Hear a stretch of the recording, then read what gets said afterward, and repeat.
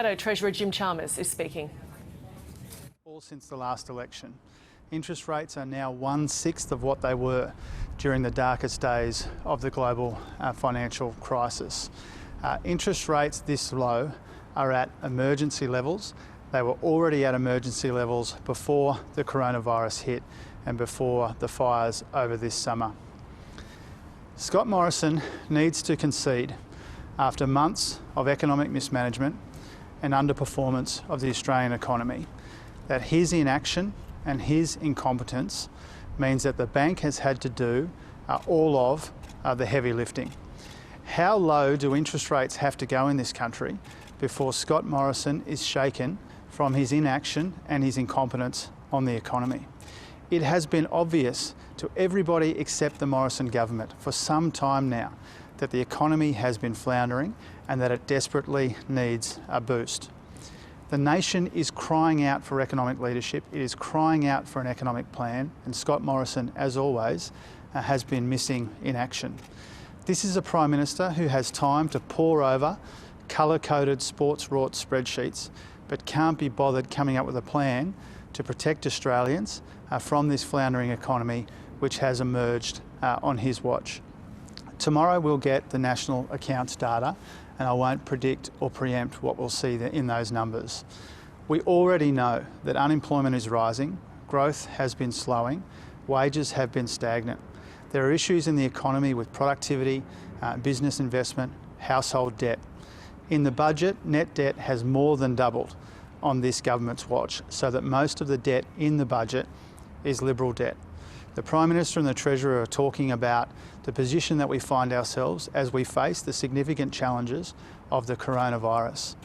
We face these challenges from a position of relative economic weakness, not strength, because of the inaction and the incompetence of the Morrison government with Josh Frydenberg as Treasurer. We go into a difficult period where net debt has more than doubled in the budget, where the government has had to engage in the usual clumsy and ham-fisted expectation management about their surplus. This is a government which said that there was a surplus in this budget for this year and that would help with international uncertainty. They now can't make that same commitment. That's a test that they set for themselves. It remains to be seen whether they meet it.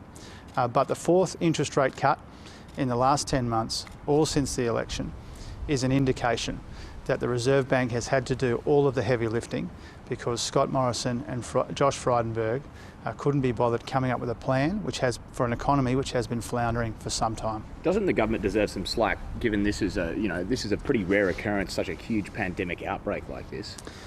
Well, that might explain the fourth interest rate cut, but it doesn't explain the first three. The coronavirus doesn't excuse or explain an economy which was already slowing substantially, an economy where wages were historically stagnant. It doesn't explain the underemployment problem. It doesn't explain the worst business investment in the 30 years since the global financial crisis. The government should stop pretending that weakness in the economy only just arrived with the outbreak of the coronavirus. Business community, the credible economists and Labor have been saying for some time that the economy needs a boost, that it requires a plan from the government, some kind of economic leadership. The Prime Minister, as always, has been missing in action on the economy. Mr Chalmers, with interest rates this low, would you support something like quantitative easing in the future? Well, the Reserve Bank has had to contemplate measures that weren't even seriously contemplated during the global financial crisis because Scott Morrison and Josh Frydenberg have been sitting on their hands. The Reserve Bank has made it clear for some time that while they would contemplate a quantitative easing or other extreme measures, that their preference would be for the government to do something, to come to the table with some more infrastructure investment or other ways to boost consumption. Or other ways to boost business investment in the economy.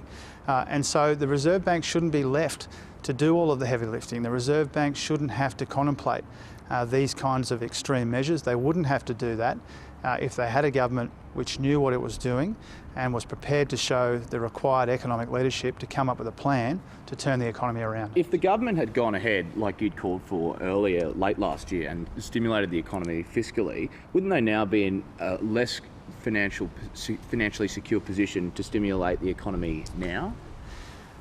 Well, I don't think that's the right way to come at this issue. I think the right way to come at this issue is the government cannot guarantee a surplus in any case this year. The economy is weaker than it should be because of their failure to act. The point that we are making is that the economy would be in a far stronger position to withstand and deal with the significant challenges of the coronavirus if the government hadn't sat on its hands for so long.